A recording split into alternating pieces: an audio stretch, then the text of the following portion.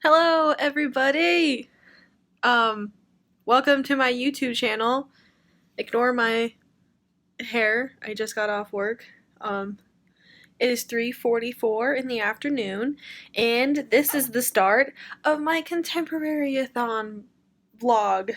I don't know exactly how much reading I'm going to get done today, because I have a lot of things I need to do around my house. But my goal tonight is going to be, I'm going to start reading Gracefully Grayson and hopefully finish it. It's only like 200 pages, so I think I should be able to finish it tonight. And if I can just like finish one book and then just be like, start off with one book done, that would be just awesome. That would be golden.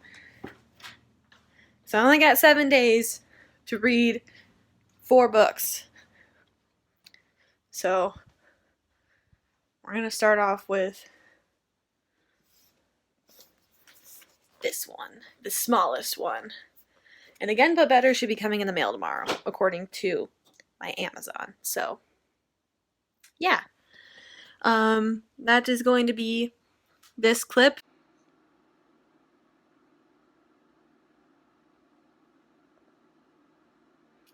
Update.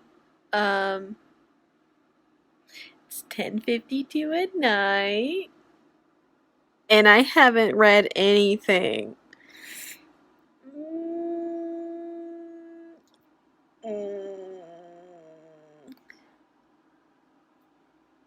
I'm just gonna call today a flop.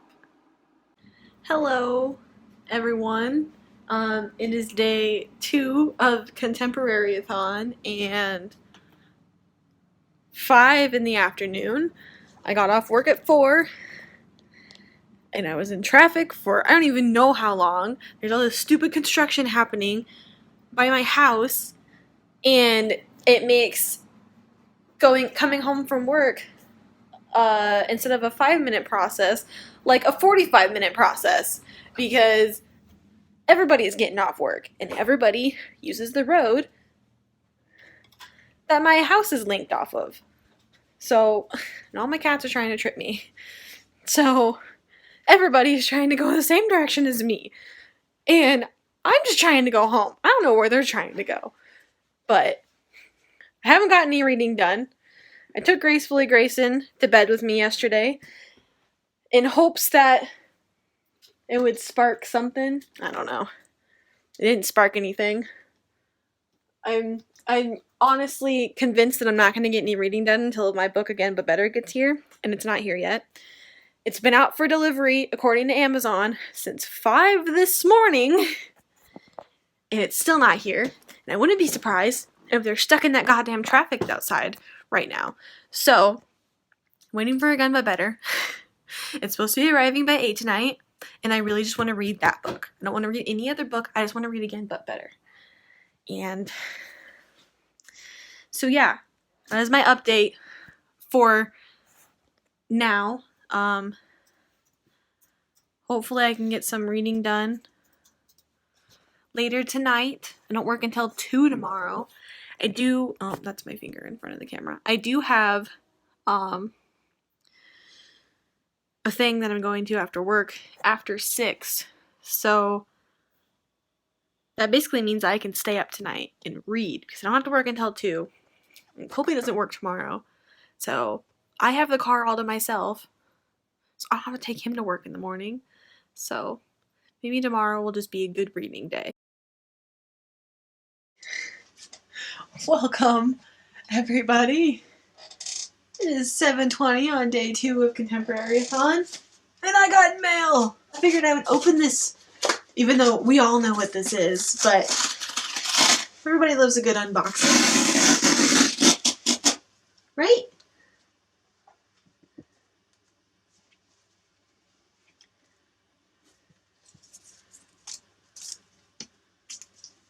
Go. Have at it. Okay. Cats love a good toy. Oh, look at... again, but better. Oh, it's upside down. Oh. Holy shit, this book is huge.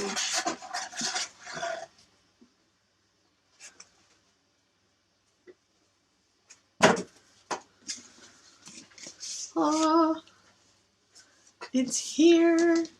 Oh, it's a little dinged up at the top. But it's here! Finally! Let's see what... Whoop!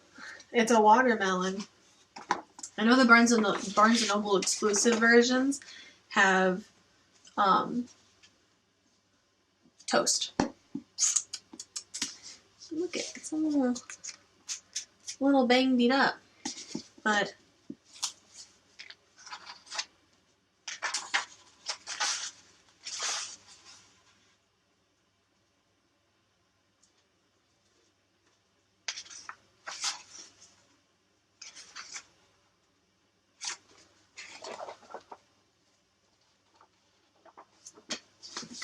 is huge. Why do I feel like this is like abnormally large for a contemporary?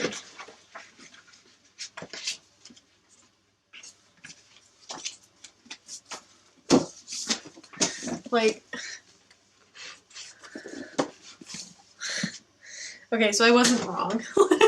This is it compared to this book. Look at it, it's huge. It's humongous. This book is like 250 pages. How many pages is this book? Oh, I don't want to get spoiled. Oh, they numbered the acknowledgements. That's weird. Okay. This book is 373 pages, and if they would have made this book like this size, it would have been fucking huge. It would have been like 500 pages worth of... Oh, she has acknowledgments from Colleen Hoover and Christina Lauren on the back of this. Look at that. I haven't read anything from Colleen Hoover, and I also kind of haven't heard very good things about her books. I hear that the relationships are iffy, but I just read The Honeymooners by Christina Lauren. Christina Lauren says it's a story about finding love and finding yourself, prepared to be completely charmed. Well, I'm prepared to be completely charmed. Hello, everybody. It is currently day 4 of Contemporaryathon. Thank you for your tale in that shot, Milo. I didn't read it all yesterday. I started again but better on day 2 after I last updated you guys, and I think I'm on page 50. And that's as far as I've gotten.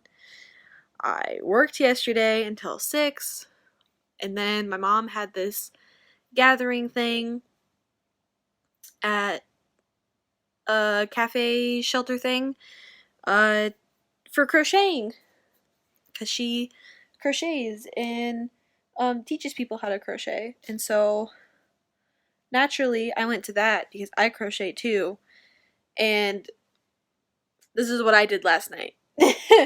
I decided that I'm going to make myself a backpack. So this is the front panel and this is the back panel, and they're going to sew together. I'm going to sew them together, and then this is going to be the little flap. And this is going to be the side piece. This guy, it's going to wrap like all the way around. So you can, so it's not like flat and stuck together. There'll be some extra room. And then I'm probably going to put a little pocket on the front, and then maybe like a little pocket on the inside, and then I got to make the straps. So we'll see. It's currently 10:30 in the morning. I just got off work not too long ago. I have a very crazy work schedule joys of working in retail. So a lot of this week so far has been me trying to combat being tired from working my random ass shifts. So got off at 10 today. I went in at 6. I only worked 4 hours. I'm part-time. Only worked my 4 hours. Ignore the ding from my phone. So hopefully I can get some reading done. I think my goal for today is going to be to finish Again But Better. Because I'm off tomorrow. So that means tomorrow, hopefully I can try to power through another book. And at least finish 2 books for this Contemporaryathon. I also have Sunday off, so maybe Sunday will be a big reading day. I work most of the day on Saturday. So, we'll see. Okay, guess who sucks at vlogging? This bitch. So, last time I talked to you guys, it was day 4 of Contemporaryathon. It's now day 6. I still haven't read anything. It's day 6, so I think I'm saying this loosely, but my goal for tonight is to finish Again But Better. I'm still only 50 pages into it. I did finish a book, but it wasn't a contemporary book. It was a murder mystery, so that clearly doesn't count. But, on a better note, my book box is here! So maybe if I finish Again But Better today, I can finish, because this is supposed to be Frankly in Love, that tomorrow, and then, I mean, I pretty much would have done it. So, I'm gonna cut this sucker open.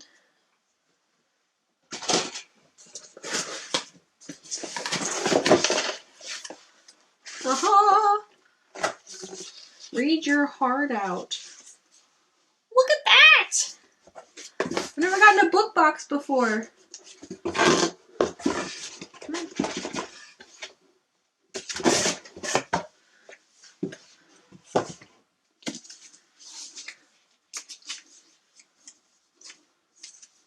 Book of the month. Oh, right. Because it has the fancy, the little book of the month thing on the cover. The specific. I don't got the sprayed edges, but I got the fancy book of the month stamp.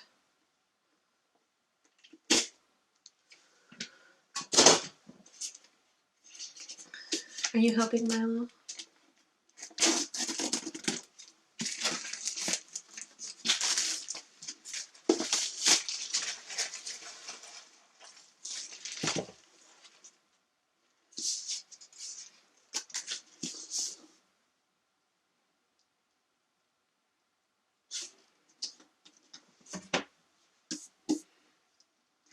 Ah, there it is! Frankly in Love by David Yoon. What does it look like? Oh! Oh, that's so cool! Look at it! They have, instead of it just being a blank cover on the inside, they have the book of the month embossed in the cover, and it says that it was September 2019 of what book of the month it is. And they have it on the spine. Oh, that's cool. That's exciting. Oh, and it has it on the back little sleeve, too. They just freaking decked this thing out with Book of the Month stuff on it. So, there's that. My unboxing of Book of the Month. How long is this book?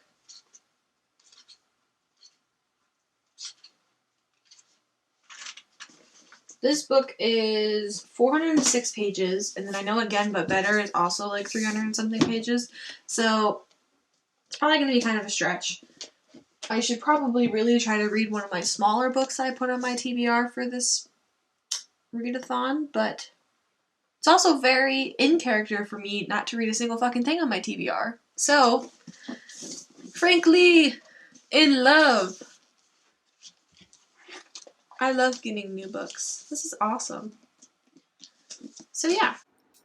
Hello. Welcome to this mess of a vlog. It is currently 12 a.m., so I guess technically it's the last day of Contemporaryathon now. Last time I updated you, it was like 3:30 in the afternoon when I opened my book box. I have news. I've been reading. I would say about halfway through again, but better. I'm on page 172 and there's like 370 something, so halfway, give or take. So far I would say that I'm fairly enjoying it. I think right now my only problem with it, well, not really at this point anymore, but at the very beginning, the main character Shane seemed so much like Christine from Poland Banana's books. If you don't know who it is, that's who wrote Again But Better. That it's really hard to like get into it because you're just sitting there and imagining it being Christine the entire time. But then it kind of gets to a certain point where you kind of get over it.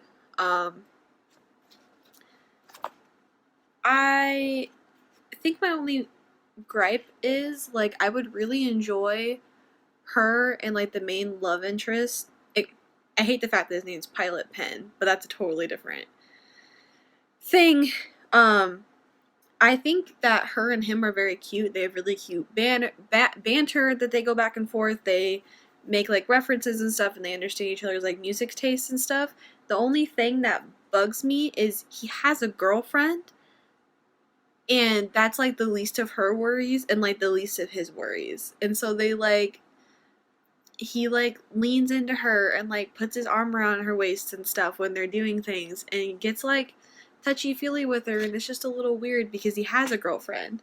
But he says at one point in the book, and let me find something that we'll use this to bookmark my page. He says at one point in the book, like, when, like, everything's first going down, and she's like, oh my god, he's this cute guy. I really like him, and blah, blah, blah, blah, and, like, they're starting to, like, get along. Then she finds out that he has a girlfriend. And, I'm trying to find the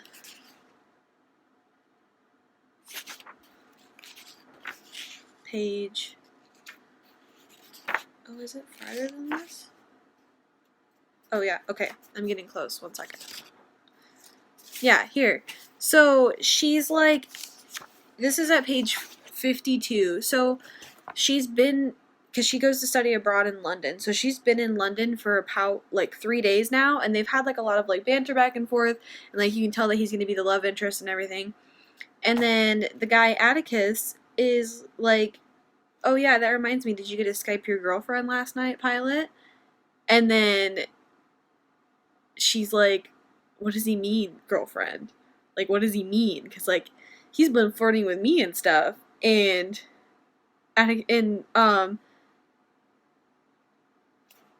Pilot's like, oh no, I didn't. And then Bay is like, you have a girlfriend? And then Atticus is like, yeah, you didn't know? And everybody's like, no, we didn't fucking know. You know, he didn't say anything to anybody. And then Pilot goes, yeah, but we've only been dating for 3 months. What does that even mean? You've only been dating for 3 months? You're still in a relationship. But then he talks about how he goes, I asked her if she'd be up for putting things on hold while I went abroad because I wanted to travel so we wouldn't have to worry about the long distance thing, but she didn't like that idea.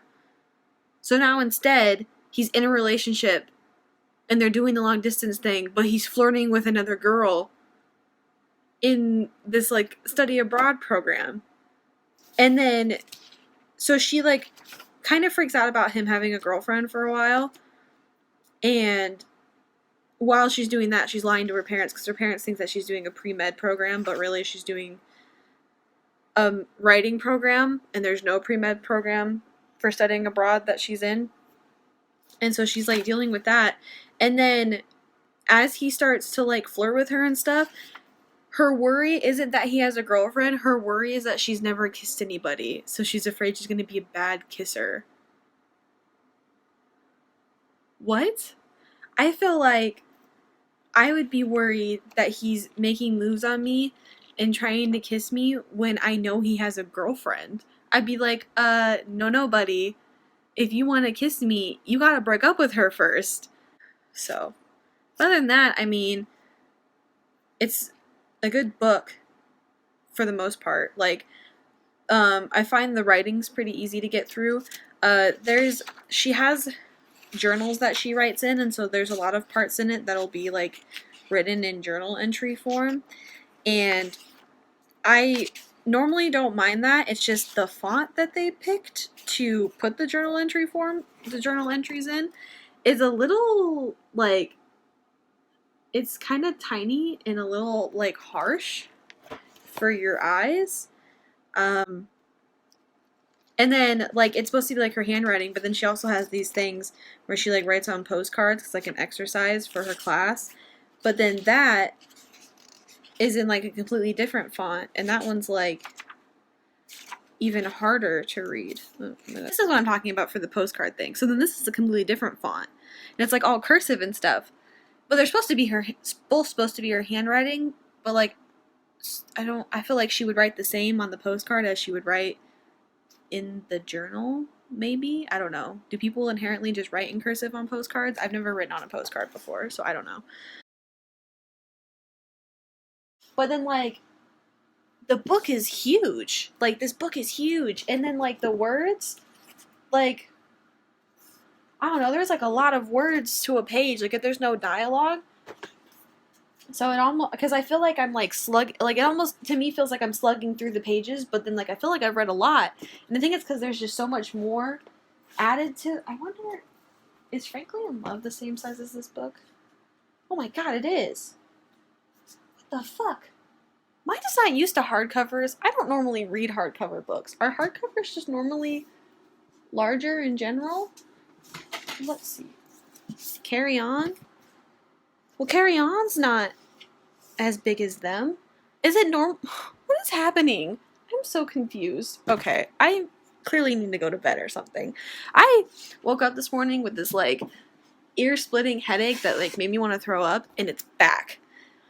And so I'm, like, slowly, my want to read is slowly dropping, but not because I don't like the story. It's because just my brain hurts. And I really just want to finish the book, because I want to finish the book, and I've been annotating it.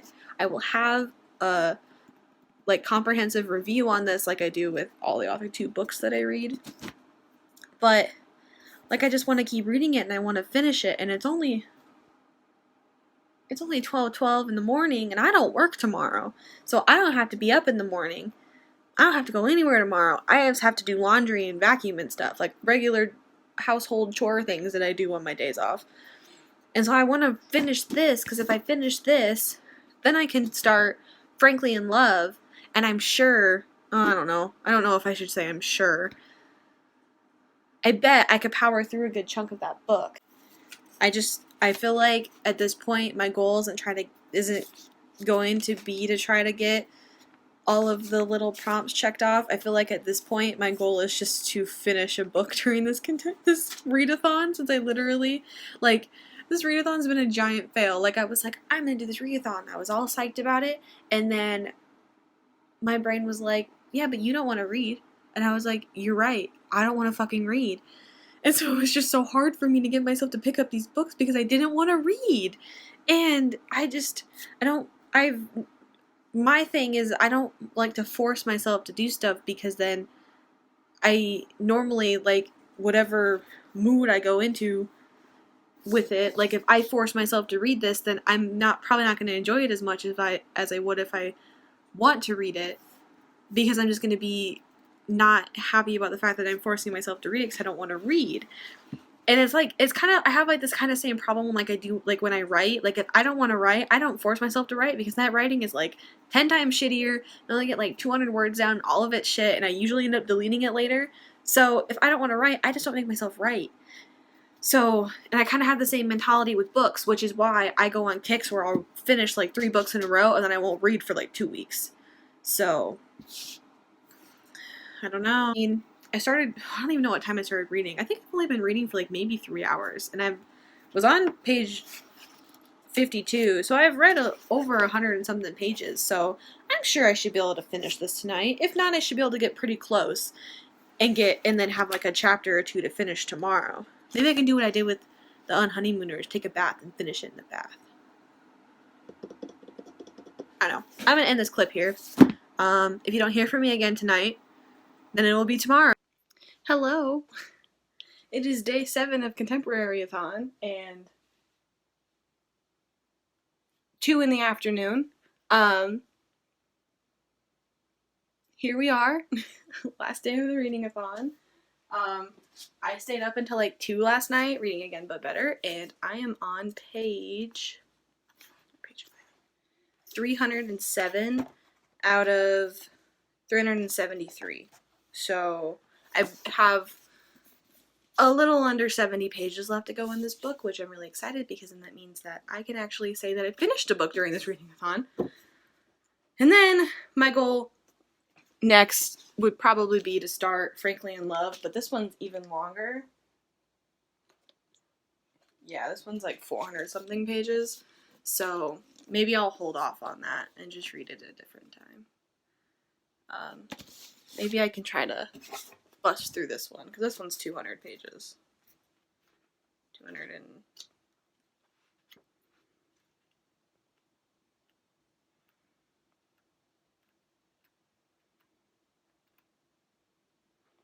248. 248 pages. I think I can do that.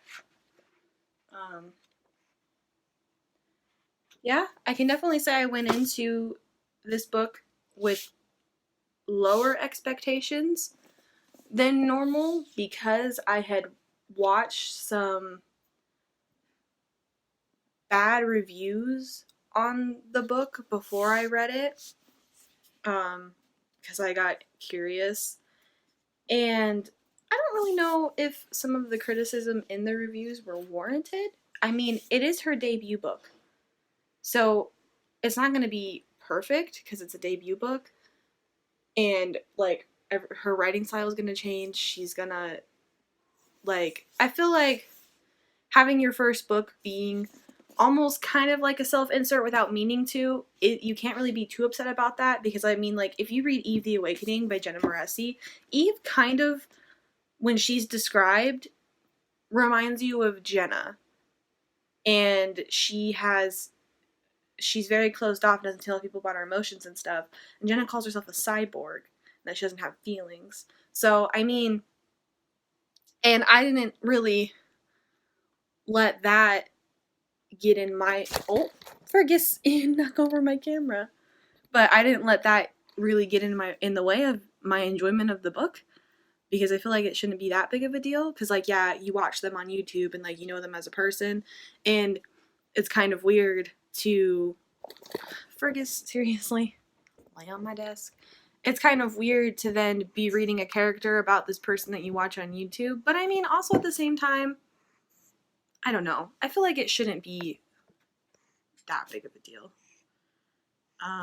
Also, there was a point in the book where, in one of the reviews that I watched, where the girl says that she references a book that isn't even, like, published yet, because this book takes place in 2011. But under the circumstances, the second half, yeah, it takes place in 2011, but they're doing it again, but better. So they know things from 2017, because it, like, jumps forward in time. And so you can kind of, because it got to the point where I started, oh my god, Fergus. Look at what he's doing to my little ribbons. Look at, they're all, like, mangled. And, I mean, I don't use them, but my cats always eat them. And then they just turn into these, like, bumpy little mangy mangled things.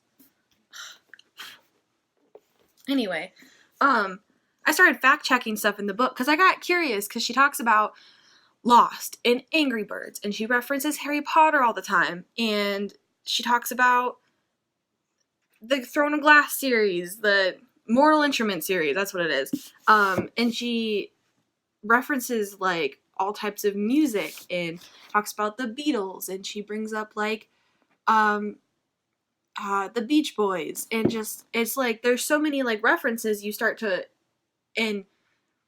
wonder to a certain extent if it's too much, which for me it kind of got to be a little bit too much because a lot of the jokes and stuff revolve around stuff like that. And she has these journals that she writes in and she calls them Horcruxes, which I mean, I don't know. I just, to a certain extent, I feel like pop culture references are a little too much because in the end of the day, you're kind of dating your book by putting references like that in there because like 20 years from now, Lost might not even, like, I don't even understand the Lost references because I've never watched the show. So you're kind of lost a little bit in lost because there's references made to stuff that you don't know. And so in like 10 years, 20 years from now, when Lost isn't a popular show anymore, or people don't read the Mortal Instruments anymore, or even if Harry Potter isn't as, like, I don't really know if Harry Potter will ever die out as anything that's not interesting to people because liking Harry Potter has kind of become a personality trait to people at this point. But, cat, I'm gonna fight you. I feel like to a certain point, I had the same problem with Keeper, that referencing things becomes too much. And I think the only reason why it becomes too much is because at a certain point, if someone picks up this book 30 years from now, they're not going to understand some of the stuff in this book because it's not going to be something that's popular anymore. And it was something that was only popular to her. Like, I think that, and I know, like, I try to not do it in my own writing because I feel like you're dating your book the more you put references from like this time in it. And like she talks about like Angry Birds and they play Angry Birds and stuff, and people might not even know what that is. I don't know. I just think it's so crazy that some people put so many references to this time in their book, and then you're just dating your book, and at that point someone's going to read it and they might be so caught up on the fact they don't know what the fuck a Horcrux is because they've never seen Harry Potter or read Harry Potter, and then it's going to ruin the rest of their enjoyment of their book because they don't understand why she's referring to them as Horcruxes because they don't really know Harry Potter very well. I don't know. I just think overall, besides all of the references and the self-insert of Christine, because like no matter how much she says that it's not her, I think to a certain extent it is her because she says in one of her writing vlog videos that Shane has the same taste in music as her. So I wouldn't be surprised if other elements of her got written in without meaning to into Shane, but I thought there was something in my eye. I don't know. I was iffy about the book. Where did the cute stuff start happening? Is this it? There's a point where they finally kiss.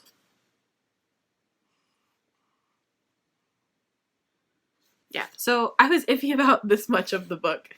And then from this point to this point, a bunch of cute shit happens.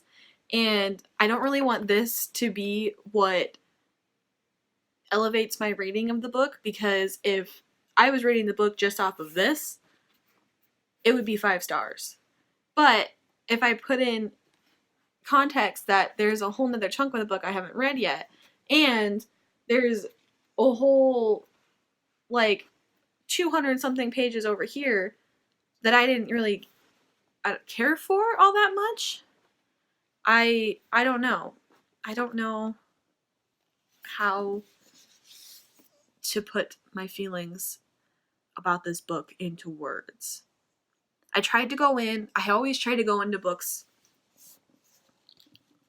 like completely open-minded to the fact that I would like it, even though I watched videos and people pointed out stuff, and I was kind of like, I know that's something I might not really like. I don't really know if I want to read it anymore, but I told myself to read it anyway, so I'm like, I don't want to just not read it because I watched some reviews and maybe it's something that I will like, and I just didn't know it because I've never read it before.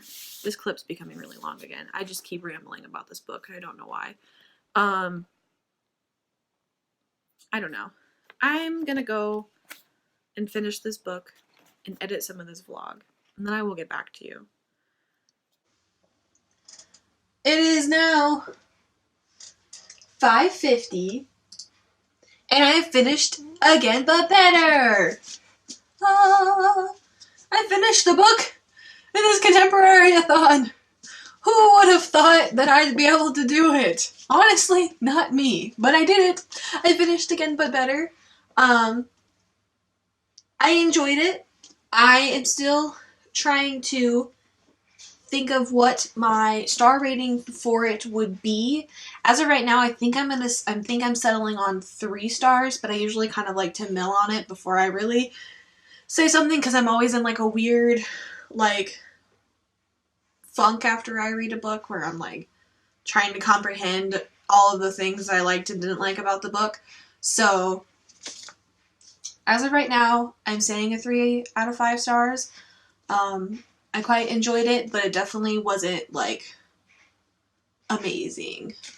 So yeah, I read Again But Better. I enjoyed it more than I thought I was going to. I kind of went into it with lower expectations, so maybe that's why I enjoyed it more than thought. Yeah, so this concludes this vlog, because I still have to edit it and upload it. But yeah, that is Contemporaryathon. I read 1 book that completes like 4 challenges out of the 7. So I mean, at least I did something. I'm sorry if this vlog was very boring. I will do better. But yeah, if you enjoyed this video, please give it a like. I don't know why you would enjoy it, but if you did, please like it. I post new videos every Sunday and or Wednesday. I don't really have an outro. I fucking forget what I'm gonna say every single time. So, please subscribe if you want. I plan on doing Spookathon next month. That's from like, yeah, I plan on doing Spookathon next month, which is from October 14th to the 20th. So maybe that one will go a little bit better. There's only 5 prompts instead of 7. And so we'll see. Look forward to that vlog. But anyways, thank you so much for watching my video. Subscribe to my channel if you haven't already. And I'll see you in the next video. Bye!